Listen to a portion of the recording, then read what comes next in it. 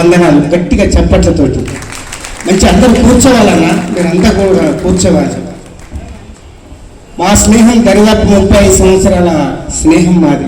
అనిల్, కిషోర్, మన రమ, వీళ్ళంతా హుజరాబాద్ ప్రాంతానికి చెందినటువంటి ముద్దు బిడ్డలు. లాఠీ దెబ్బలు తిన్నాడు అన్న కిషోర్, చిన్నోడే తమ్ముడు. ఉద్యమంలో నాకు వద్దు ఈ నౌకర్ అని చెప్పిండు. తను వందలాది మంది కళాకారులను తీసుకెళ్లి తెలంగాణ ప్రాంతంలో ఎన్ని పల్లెలు ఉన్నాయో ఆ పల్లెలన్నిట్లలో ధూమ్ధాం చేసినటువంటి చరిత్ర మన కిషోర్కి. ఒక పల్లె విధానాన్ని, పల్లె బతుకుని చూపించాడు కిషోర్. తనతో పాటు వందలాది మంది కళాకారులు ఇక్కడ ఉన్నారు దరిదాపుగా. తప్పకుండా ఉద్యోగాల కోసం నేను కూడా నౌకరీ చేస్తున్నా. ఇందులో సారథిలో పనిచేస్తున్నటువంటి కళాకారుల ఉద్యోగాలను మనం ఇవ్వమంటలేము. ఇవ్వమంటున్నాం ఎవరికన్నా? మీతో పాటు మేము కూడా ఉద్యమాలలో పనిచేసినాం కాబట్టి మేము కూడా కళాకారులమే. మాకు వృత్తి కావాలి, బతకాలి, జీవనోపాధి గడుపుకోవాలనే ఉద్దేశంతో ఈ కార్యక్రమాలను చేస్తున్నాం. దుఃఖాల ధూమ్ధాం నుంచి మొదలుకొని ఇప్పటి వరకు ఒక్కడే భుజాన వేసుకొని చరిత్రను సృష్టిస్తా ఉన్నాడు. తను స్వార్థంగా ఉంటే తన భార్య తను ఉద్యోగం చేసి కదా, నిస్వార్థపరుడైనటువంటి కిషోర్కి ఒకసారి వందనాలు తెలియజేస్తున్నా. మళ్ళీ ఇందులో ఒక కుంపటి పెట్టుకున్నామంటే నేను నీతో ఉండపో అని ఇంకో కుంపటి ఇంకో ఆయన పెడతాను. ఇది ఎక్కడదండి? ఒక తాటి మీద నడవాలి. ఒక ఆయన లలిత కళా తోరణంలో మీటింగ్ పెడతాడు, ఆడికి కళాకారులు అంటూ పోవాలి. అరే చేసుకుంటే బతికేటువంటి వాళ్ళు రోజు మీటింగ్ పెట్టి పిలిపించడం అంత అవసరమా? 1000-1500 రూపాయల ఖర్చు, ఒకరోజు జీతం, ఒకరోజు పనికి పోతే వచ్చేటువంటివి కూడా అంత కూడా కాదు. వాళ్ళని కూడా ఆలోచించాలి. కిషోర్ ఒక మానవత్వంతో, ఒక మంచితనంతో అందరికీ న్యాయం జరగాలని పోరాటం చేస్తున్నాడు. తన వెంట మీరు ఉంటారు, మేమంతా ఉంటాము, మీకు సపోర్ట్గా తెలియజేస్తున్నాను.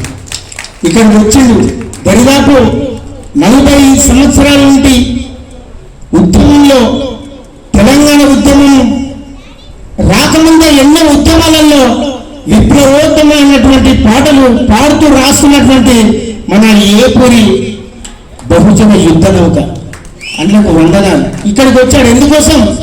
అరే నా వాళ్ళు తోటి కళాకారులు, స్నేహితులు, వారికి అన్యాయం జరిగిందని ఇక్కడికి వచ్చాడు. వానక్క లాంటి ఎందరో మంది కళాకారులు, చాలా మందికి లెటర్లు వచ్చినాయి. శ్రీకాంతే కావచ్చు, తమ్ముడు శేఖర్, తనకు కూడా లెటర్లు వచ్చినాయి. మనస్తాపానికి గురై మొన్న పెరాలసిస్ కూడా వచ్చినాయి. మహిదశ ఉద్యమంలో తన వంతు పాత్రధారై మరి శాంతి యాత్రలను మొదలుకొని పల్లె పల్లెల నాతులు తిరిగాడు తమ్ముడు. మీ అందరికీ తప్పకుండా న్యాయం జరుగుతుంది. మరి అన్నగారు కూడా చక్రాల రఘు అన్న మరి తోడే ఉన్నాడు. మరి మన అన్న వెనకాల యుద్ధ నౌక కూడా మనకు ఉన్నది. తప్పకుండా న్యాయం జరుగుతుంది. కానీ ఏదో హనుమంతు వేషం వేసుకొని దుకాణాలకు పోయి అటువంటి వాళ్ళకు మాత్రం రాదు. దయచేసి మీరు అర్థం చేసుకోవాలి. నేను కళాకారుని అంటే మాత్రం అది కుదరదు.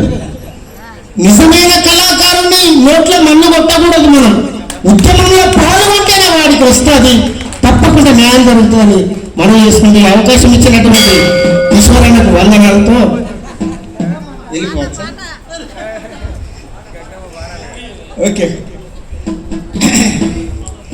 ఓకే అందరం శివన. ఓకే. గంగమ్మ గంగమ్మ కోల్ ఘనమైన గంగా కోల్, గంగమ్మ గంగమ్మ కోల్ ఘనమైన గంగా కోల్, గంగమ్మ గంగమ్మ కోల్ ఘనమైన గంగా కోల్, గంగమ్మ గంగమ్మ కోల్ ఘనమైన గంగా కోల్. ఎక్కడ పుట్టింది? నాసిక్లో పుట్టి నడకహనే చిల్లి, నాసిక్లో పుట్టి నడకహనే చిల్లి, నెత్తెత్తు కొండల్లో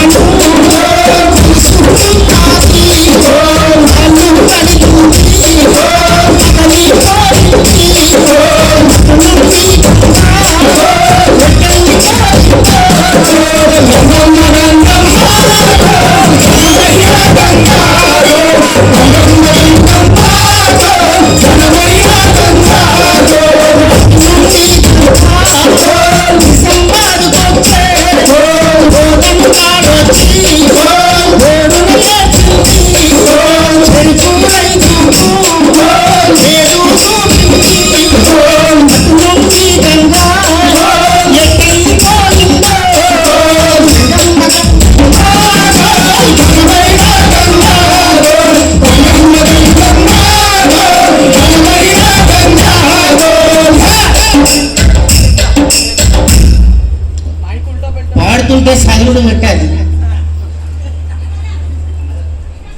ఎటు వచ్చింది మరి పాటల పల్లకి ఎటొచ్చింది? కరీంనగర్లోనా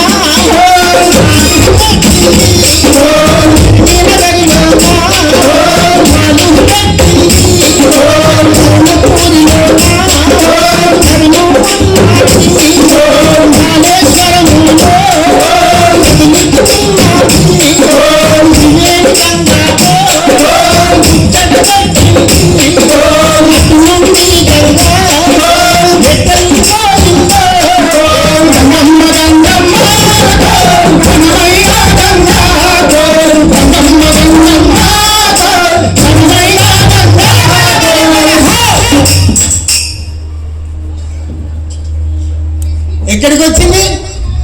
వరంగల్. వరంగల్లో ఎవరుంటారు? సమ్మక్క సారక్క.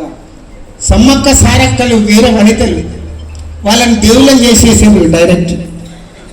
బడ్జెట్ కావాలి కదా గవర్నమెంట్కు, సర్కార్కు బడ్జెట్ కావాలి. వీర వనితలు వాళ్ళు యుద్ధాలు చేసినటువంటి పోరాటం వీర వనితలు, వాళ్ళని దేవుళ్ళని చేసేసారు. ఓ సమ్మక్కను చూసి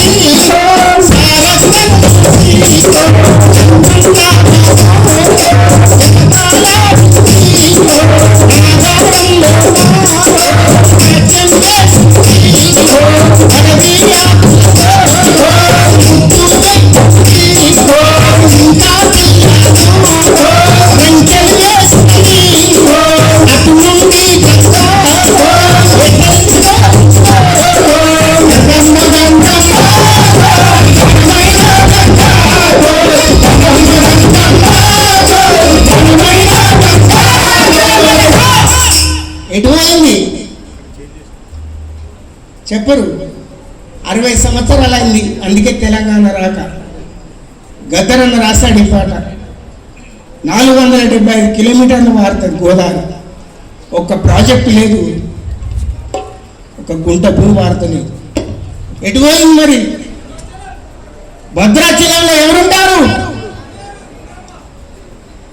రాముడు సీతమ్మ. మరి సీతమ్మ ఏడుతాడు. ఎందుకు ఏడుతాడు? ఎందుక సీతమ్మ